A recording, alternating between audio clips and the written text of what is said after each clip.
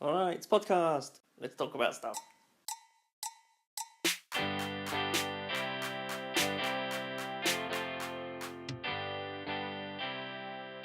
I've picked up No Man's Sky while it's £10 because I've been reading that apparently it's better now somehow.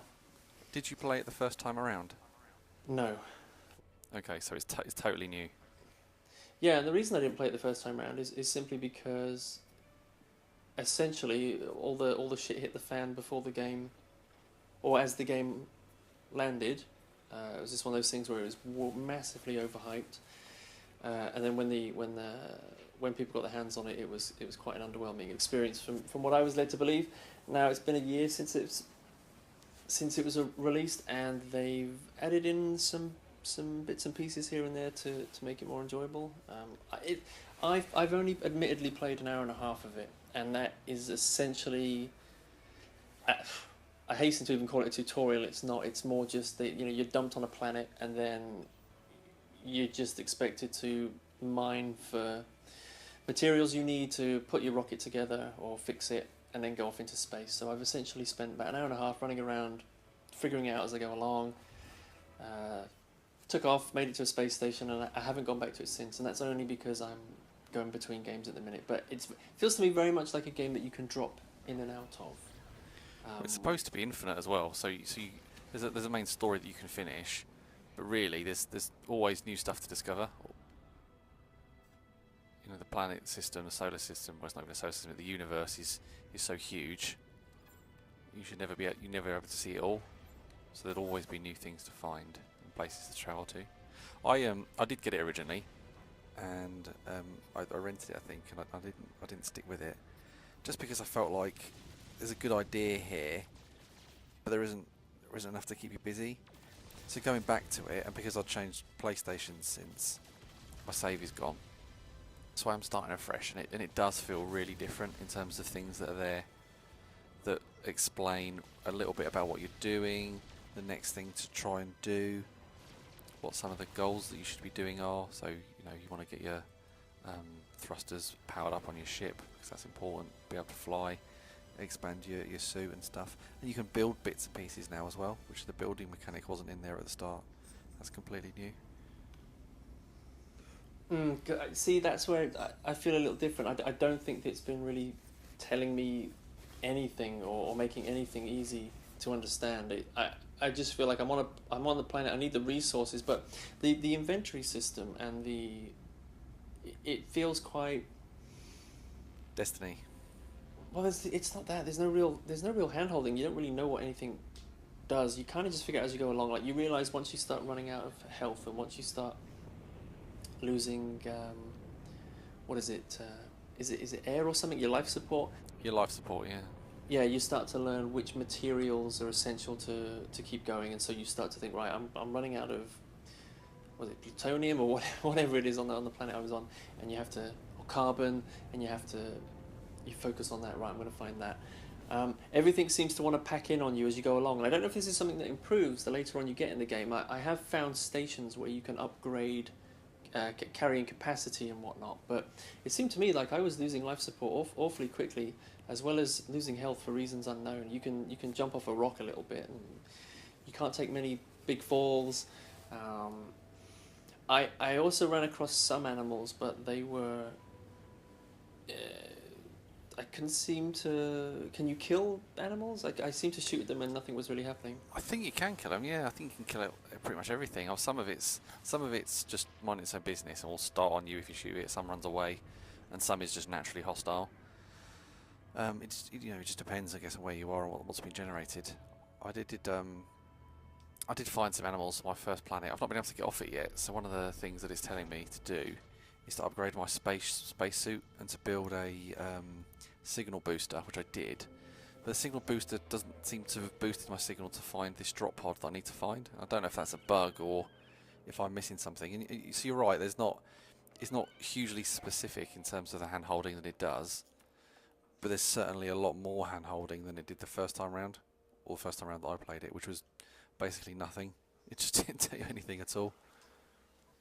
That's a term, I suppose, when you say, when we speak of hand holding, it's not necessarily a bad thing. I do like it when you can get a game like Zelda, for instance, Breath of the Wild. That was, by contrast, that was a game that just threw you in there, gave you a few tools, and said, right, figure out the rest for yourself, and you kind of do along the way. So I think if it's not necessarily a bad thing, and it could just well be that I haven't spent enough time with it, and I certainly, nothing I've seen so far has made me think that the game is anything different than I knew about it a year ago. If that makes sense. From my understanding, you can build things now. Can you build bases, or you can build houses, or Yeah, residents? well, I don't know to what extent, 'cause I've not really got to that far in this, but yeah, you can build stuff, and it tells you at the start that you can share your bases online, so other people can find your bases. And I don't know if that means they will have to stumble across your planet or what really. I mean, my starting planet, is a toxic planet, so you can't go very far before your toxic protection starts dropping, which is a bit. Mine was the same. Mine was the same.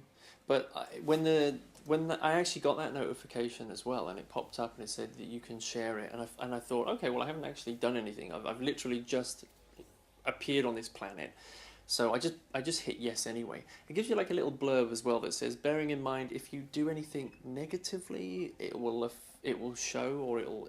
I don't know what any of that meant, because I don't know how you can do anything bad to. It made it sound like you can earn yourself something like a bad reputation for doing something incorrectly, or maybe I read into it wrong. But I know in addition to that, they were supposed to have added to the multiplayer, but again, even that's in the loosest sense, isn't it? I think you just stumble upon people, ghostly kind of remnants of visitors. I don't quite know how that works. Still feels like that might just be a tacked on element.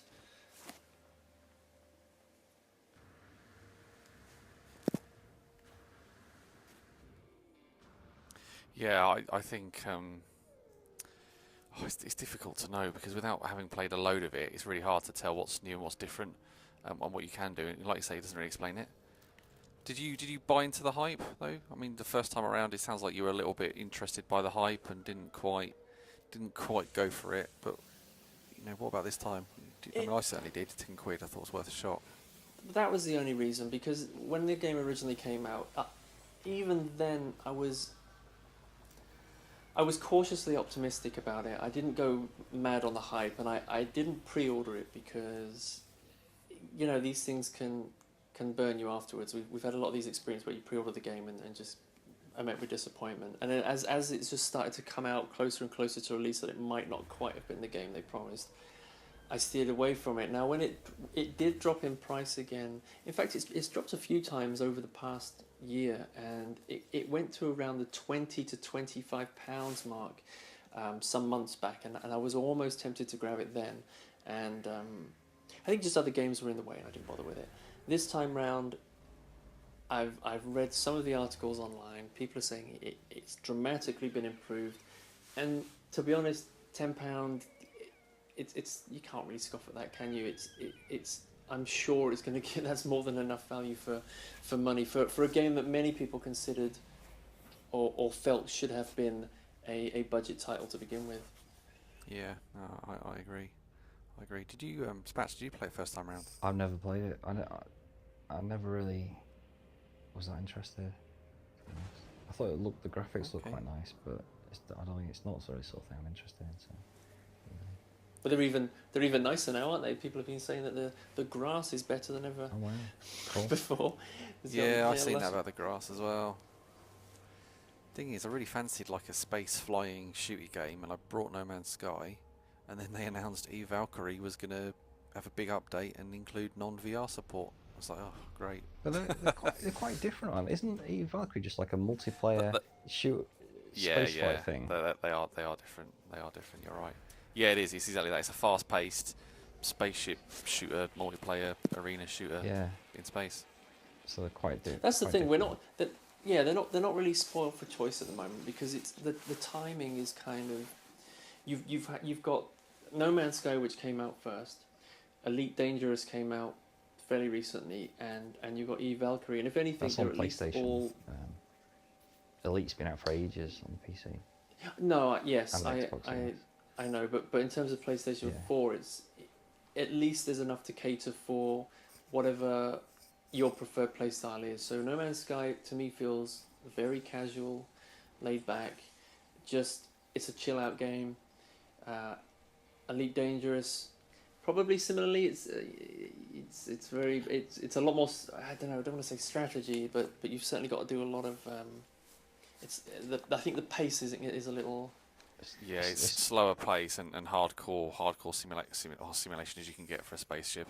Yeah, it's more like Elite's more like there's more to it, isn't there? Like trading and stuff like that, and there's all sorts of stuff you can do. I think it's a bit more in depth than No Man's Sky. Yeah, and again, Elite was one that I was close to getting because it came out for about £20. You can get it as we're talking now, as of recording, it's £13.99 on the PlayStation Store. So that's a dramatic drop in just a month or so since its release, and but I've been watching videos and I've been umming and ahhing over that one, and I feel like is this one just too slow, and is it just too much for me to want to bother with it? Which is why I'm just going to stick with No Man's Sky.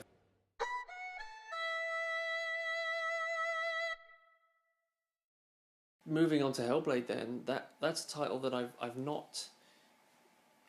not played yet, but I've certainly seen enough reviews and gotten a good feeling of what that game offers, and yeah, that's looking really impressive, and I think I'm going to pick that up. Well, as soon as I can. It's more a case of it's not that I don't want to. It's just there's a lot of things going on right now. We're approaching the end of the year, and I feel like we've got so much to still catch up with or await the release of. But do you have any thoughts about Hellblade? Only that it looks really good. I wasn't really sure what it was, and I think I saw a CG trailer. I thought, okay, it's another fantasy type, looks a bit Dark Soulsy, and then I watched a bit of footage, and it looked incredible. It just looked amazing. I was like, wow, this is like visually a very stunning game.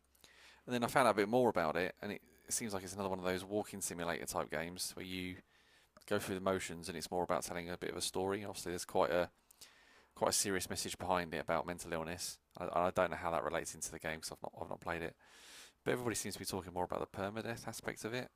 This game, and I know there's a little bit more detail around is it really or isn't it permadeath and how does that work, but the concept of once you die in a game you've got to start all over, it's not new, but it's quite emotional, I think. Yeah, it's not necessarily new, but I think for a game that you kind of have to wonder because it certainly looks the part of a major studio release, and possibly you kind of wonder, well, maybe that 20-25 price point also covers the fact that because this game is so different, and you then hear about this mechanic that there were no real hints about it before the game hit the stores, right? So people sort of picked it up and then realized, wait, what is this? But you kind of think, well, when you let that sink in and digest that, do you think that makes it easy to accept the £20-25? You think, oh, okay, I'll pay 20 quid for this to try it out. Sounds interesting. Because for me, I don't have an issue with that whatsoever.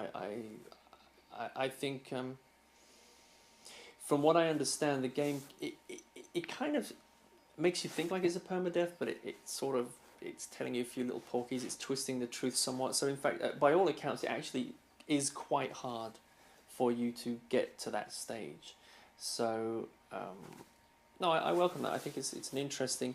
It just breathes a bit of life into a genre, into a type of game that doesn't happen all that often, and you need to welcome a lot more changes in games these days, because we're just finding a lot tend to be carbon copies of one another. I had a friend on Xbox who I used to play with, and he was big into his racing games, and I think this was when one of the Colin McRae's was out, so that's how long ago it was. Actually, it might have been Rally Sport 2, and we were playing on Xbox.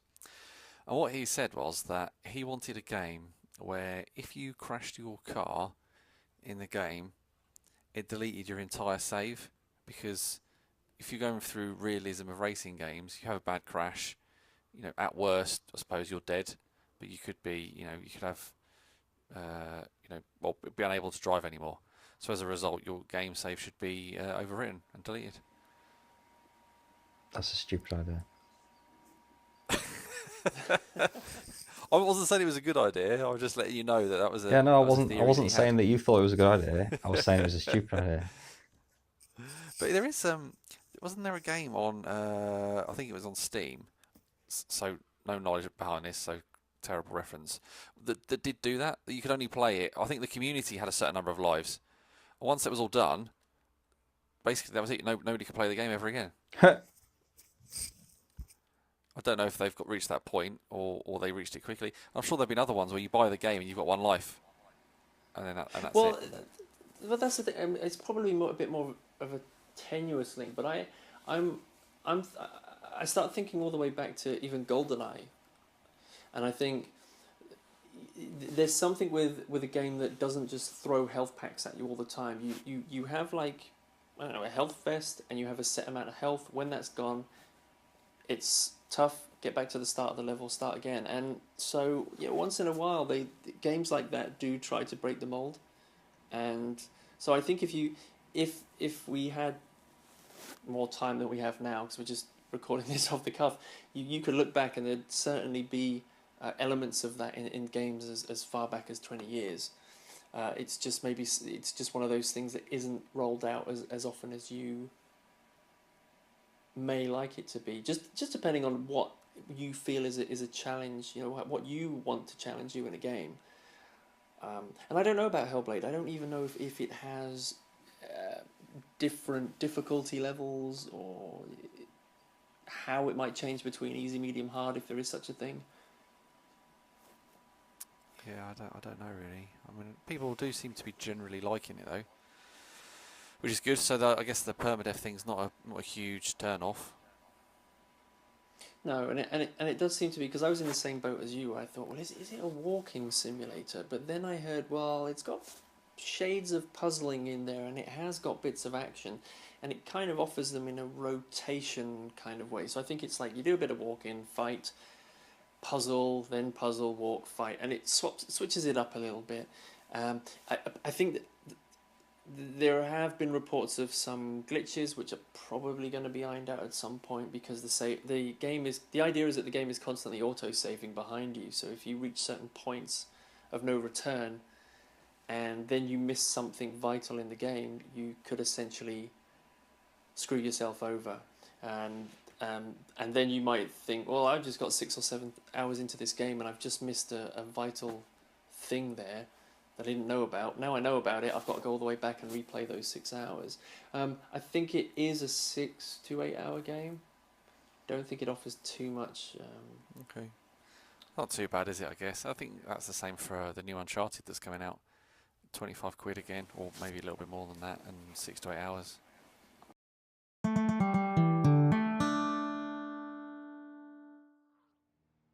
Shadow Tactics. Oh, what a game. Yeah. Again, it came out last year on the PC, but it's just made its debut on the PS4. And I didn't know anything about it until you told me, so why don't you talk us through that one? So it's basically like a sort of isometric stealth game, I guess. That's the best way to describe it. You move in real time, so it's not turn-based, and you control many characters at once, but one at a time. Okay, that doesn't make any sense. So basically, you have many characters. You could switch between them any time. There you go. Yeah. And position them and hide in bushes. And the story is that there's I guess some sort of war in Japan, or there's in the Edo period, there's some unrest, and your team is assembled to try and sneak into these different places and uncover what's going on and who's at fault and different bits. And it starts by introducing you to sort of basic characters. You've got a ninja mercenary who moves around quite quickly and can throw shurikens. And straight away you realise that it's not an arcadey type game. So if you kill someone with a shuriken, you need to be careful that they're not in line of sight of anybody, and that nobody hears the shuriken noise. And this is all represented by cones and rings and things on the screen, so you can see if they're within the ring, they might hear it, or if they're in the cone, they would see it. Then you have to go pick up the shuriken every time you use it. So it's not just as simple as you've got limited like mini games. You've just got one. That seems like a very And then, unprepared ninja, or having one shuriken. well, that's a good point. I mean, you sort of would think, given how small they are, you'd have like 3 or 4, wouldn't you? Yeah, you could have loads, couldn't you? I mean, I don't know. I'm just kidding. Obviously, it's probably a good game mechanic to have to pick it up. But yeah, Well, how big's a shuriken? I mean, I thought they were quite you small. could But probably. I don't really I know mean, you much wouldn't want to about stick them in your pocket because they're sharp, but in terms of size, you could fit loads in your pocket. They're like palm-sized, aren't they? Palm-sized. Sorry. Okay. I'm not okay, talking well, through I'll experience. take a I'm point just- off my score because that's really ridiculous. But anyway, that's it is what it is. So, yeah, one shuriken. And then like the next guy you meet is a Shogun warrior, and he's got the ability to take out 3 enemies at once with a sword attack, and he can throw a bottle of sake on the floor, and that distracts guards, and they walk towards it so they can deviate from their routes. And then later on, you get an apprentice character, and she can whistle to attract baddies. She has another skill as well, and she can lay down traps. And then there's another one that can use disguises. And then the final character is these aren't spoilers because it happens right at the start. The final one is a sniper, so he can pick people off from a distance, and he has a little pet, which is like a little Japanese rodent, I think. And that can be used to make a noise and distract people when they run over and pet it on the head. So Yeah, you've got all these tools at your disposal. Oh, sorry. No, continue. That's fine. You've got all these tools at your disposal to try and navigate the levels, and because you can see the cones, you're aware of what everybody can see, and certain bits you're visible at certain times, depending on whether you're standing or crouching or in bushes. And then you're introduced to different enemies who may not be distracted. So if they've got a straw hat, they'll never deviate from their post, but you can lure their attention by throwing rocks or things. And it's almost like a playset in some ways because of the viewpoint and how detailed it is. It's almost like you're looking at like a diorama kind of model, and you're running around this like really detailed model, and playing on the level, which is quite nice. Yeah, that's a good way of putting it. Yeah, I agree. I played through the demo, which gives you can play the entire first stage, and then it gives you maybe 10 minutes of the second stage where it introduces you to the female character. But what I liked is you have they're not typical cutscenes. You have these little dialogue bits in between, and they're enough to give your characters, character. Basically, I was quite impressed with how the personalities came through of each of your individual guys, and I felt that in terms of the gameplay, it was. I don't know why it kind of took me back to the old Metal Gears. Maybe that was intentional, but it just evokes that kind of Metal Gear 1 and 2 kind of feeling. And do you think that's the cones, the vision cones that did that, where you can see where they're looking at that point in time? Kind of just a little bit of everything. It was the isometric viewpoints. It's. There have been stealth games that I've tried to play since, or games that give you the option to play stealthily. So you could look at AAA action games like Assassin's Creed or Dishonored, and I find myself when I play games like that, or even the new Metal Gear, to be honest, like the more recent Metal Gears, you end up. I end up going in more the action route, or Hitman. Again, and I find myself not being able to get into them. This one took me back boiled it down to the basics, and I felt like there isn't really any other way to play it. You have to get through it stealthily as possible, and it wasn't. Now I was playing on normal, and I felt that was the difficulty was just about right. It wasn't too easy, but there were sections that. There were sections that I had to kind of rinse and repeat a few times because you might find yourself in an area where there's 2 guys, one's facing this way, one's facing the other, and you keep thinking, well, how every time I get this guy, I'm always getting noticed by this one. How can I? And it's good. I like the way that it really does just force you to sit back and do some working out and think carefully about how you're going to proceed to the next portion of the map. It is difficult though. You mentioned that, and I did the first 2 levels on normal, and then I did struggle, and I dropped it down to easy, and it just gives you a little bit more time to be before being detected, and it's still difficult. So there's still a challenge there. Um, and there's a lot of replayability. So on easy, you don't unlock what they call, I think it's medals for doing certain acts. So you would replay them on normal or the hardest difficulty to do those. And it adds different elements as you play as well. So one of the later levels has got snow, so you've got the added difficulty of leaving footprints in the snow and people being distracted. There's levels at night time where obviously visibility is slightly different and you can extinguish torches. And there's one which is in like a sort of swamp area, where as you run through the swamp your footsteps make a lot more noise. So you have to consider those dynamics and how you tackle different bits of like luring enemies out or attack them all at the same time. So you control each character one at a time, and there's I think they call it shadow mode, where you can almost like pre-do an action, and then press the triangle button to trigger that action when you're ready. So you could line up all 5 characters with an action, press the triangle button, and they would all play out at the same time. So if you've got 3 or 4 baddies that you want to take out all at once, that's how you would do it. And then when you press the button and your whole plan comes together, I mean, I never really got tired of that. That's really cool. Like that doesn't, you don't get an idea of that. It does give you a little hint of it when you're playing, I think, the first stage. But by that point, you've only got, I think, 2 characters unlocked. But that certainly sounds really cool for if you've got the whole gang on hand. Yeah, it was really good. I mean, each level is about, it took me about an hour and a half on easy, roughly. And there's 13 levels, so there's a lot of game there, really. And then how many times would you want to replay it? Well, there's quite a lot of different ways I think you can do the objectives as well. So there's one where you're approaching a camp and they're looking at the medals, and you can poison some of the drinks. You can like just throw a shuriken at a horse and it kicks a cart and it runs over loads of people. There's different options there.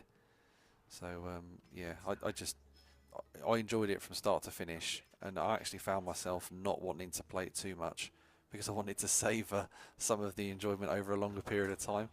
And that's yeah, it was really good. I'd really recommend it. Not for everybody though, because it does require, I think, a bit of patience. And there's a lot, you need to save a lot. So there's a quick save button while you play. You press the touchpad on PlayStation and it saves it. I did do a lot of saving and a lot of restarting. But plus that gives you a chance to try different things. You never feel really that you get punished too hard as long as you remember to save. And it prompts you to save as well. It says, it's been a minute since you last saved. You kind of go, okay, yeah, probably should save now. Yeah, I found doing that. But what I also found is it's very easy because of the way that it does that, because of the way the save system works. So just to explain it, basically when you hit the touchpad, the main touchpad on the PlayStation controller, that will put it into the save. But what I found myself doing accidentally a couple of times was mixing up the options button with the save thing. So sometimes you would accidentally load up the wrong file or delete a file. That's just something that comes with if you're not as absent-minded as I am, it's not an issue. But that was my one little issue that I was finding myself. I was lucky that I had one save that I could go back to. Otherwise, I was going to lose about 10 minutes worth of playtime. And if I was going to say anything else about it is while I think that it's like a beautiful looking game, it's, as you said, the detail, it really is like playing on a diorama. If you're playing it on, if your screen size is too small, you may struggle a little bit, because we are talking very small figures. I play on a 32-inch TV. It may not be an issue for people who, and this is regardless of whether you can zoom in and pan the camera around, and they are small. Yeah, you're right. They are. Yeah. Playing some Splatoon, I guess. There's I think it's Splatoon 2 on the Switch. I think it's brilliant. Have you finished single player on that? Yeah, I finished ages ago. Is it quite short? Yeah, you can do it quite short. There's 27. I was actually having a little go of it last night because you can do each level, with like a certain gun, the certain guns are different in the campaign. You unlock them for multiplayer. They're not really the same as they are in single player. But I'm going into explaining that, not really explaining the rest of it. But yeah, you can if you complete the campaign with one of the guns every level, you unlock it for multiplayer. But it's not really the same gun. It's just like a reskin of one of the existing multiplayer guns anyway. So it's not really an advantage. I don't think. It's just looks cool. Yeah. So the single player is like, I guess it's like some sort of platform shooter thing with there's some cool mechanics in there. Some of the levels are really good. There's about 30 levels. I think there's 27 levels and 5 boss levels, something like that. Oh wow. And so there's like, it forces, when you first play, it forces you to play with certain weapons. So some of them can be annoying. Like there's a paintbrush one, and there's this enemy that runs away from you, and I found it quite hard to hit with a paintbrush. But most of the levels of it, I think, are brilliant. There's all sorts of different mechanics in there. Like, yeah, there's all, yeah. So I don't know if you don't know what Splatoon is. Yeah. When's the next Splatfest? You see, yeah. You see, I mean, this is not. I'm not really explaining this very well at all. It's like an FPS game from Nintendo, Splatoon. So it's got all different modes. There's the single player, which is like I say, it's like some sort of. But you paint the ground. Your gun is like a paint gun, and you paint the ground, and then you can swim in it like as a squid. You have a squid mode, and that's like you run. So you have to paint wherever you want to run, basically. Yeah, the single player is like some sort of 3D platformer with you've got a gun and stuff. There's puzzles in there. And yeah, it's really cool. Yeah, so multiplayer mode. There's loads of different multiplayer modes as well. The main one is Turf War, where you play 2 teams of 4, and whoever paints the most ground wins. It's a really cool mode, like very sort of inclusive. So you don't have to be exactly good at killing people, because you can just concentrate on painting and stuff like that. There's all different weapons like rollers, where you, paint guns, buckets where you just throw ink all over the place. It's sort of paint whatever. Yeah, it's and there's like ranked modes, which they have different. Like they have the one that's a bit like capture the flag, one that's like you just have to move the tower towards your enemy base by standing on it, and another one which is like capture like the hill. What is it? What's it not called? Capture the hill, is it? What are they called? King of the Hill sort of game type. We have to have the hill painted mostly in your color, and then your time ticks down. There's another mode which is co-op called Salmon Run, which you have to collect eggs. Like enemy bosses come and you have to collect eggs. It's like a horde mode, multiplayer sort of horde mode. That's really good as well.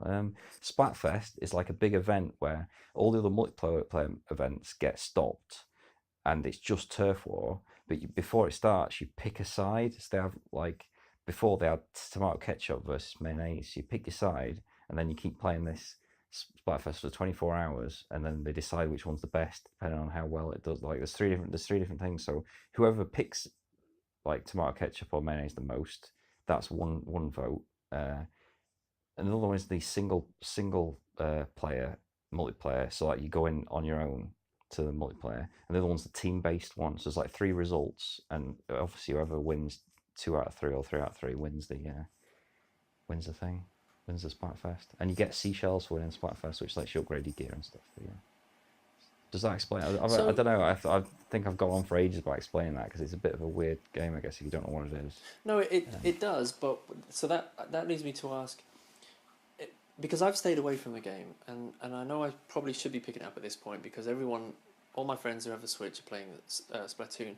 Now, I don't play a lot of multiplayer games, because the problem I find is I enjoy objective-based games more than I do like team deathmatch type games. And I find that if you're in the wrong room, if you're in the wrong team with the wrong people, you might find that only half of the team's going to want to play the objective, while the other people are just interested in spawn camping and killing people. Yeah. Now, I know Splatoon isn't about that, but there is that stuff happens in it. Yes, all the normal multiplayer stuff happens in Splatoon, but I think it's But is pretty it more accessible. objective based? Yeah. Do you find that they there's no play the game?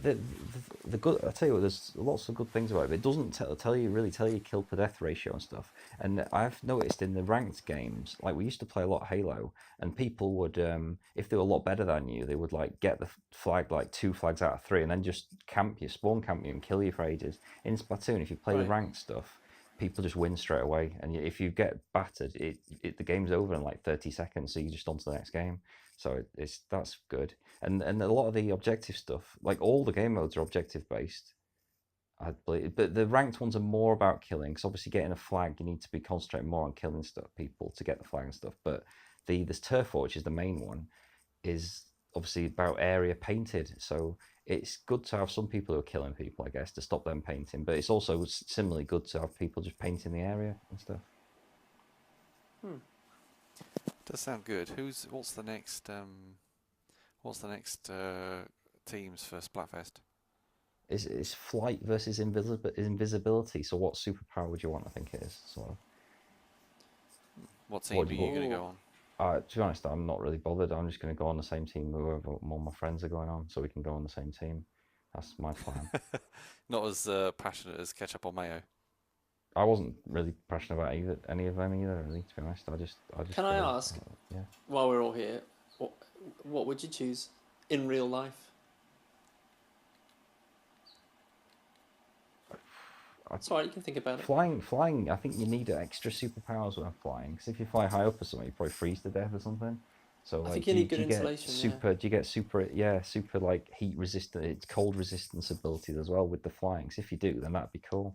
But otherwise, invisibility, you don't really need any extra stuff for that. So it's a bit more. But what are you going to do useful. with it though? What are you going to do with your invisibility? Do you know what? If I probably would pick invisibility, but if you think about it, wouldn't you be? It's more of a villainous thing, isn't it? Yeah. No, because you'd be invisible, and then no one would realise you're there. You'd get locked in places. You've not thought this through at all. I don't know. I think I have, but the things that I would do invisible are quite unsavoury. Yeah. But yeah. Well, at least you're honest. Yeah. But I'd probably just go and sneak around IKEA at night. Would you fly then, Matt? Where would you fly to? How fast would you fly? Because if you can fly really slowly, you might as well just walk there. I don't know. No, I'd go to Vegas and out Copperfield. It'd do stuff with these flying bits, and I'll just fly up and sit round him and stuff, and then I'll just do shows in Vegas and just fly around. People will be amazed. Point and laugh at him. Yeah. You just earn your living then, wouldn't you? Do an hour a night, or whatever. Fly about, have some balloons and stuff, some helium, and fly around those. So you wouldn't just use it for fun. What if the government capture you and do experiments on you and stuff?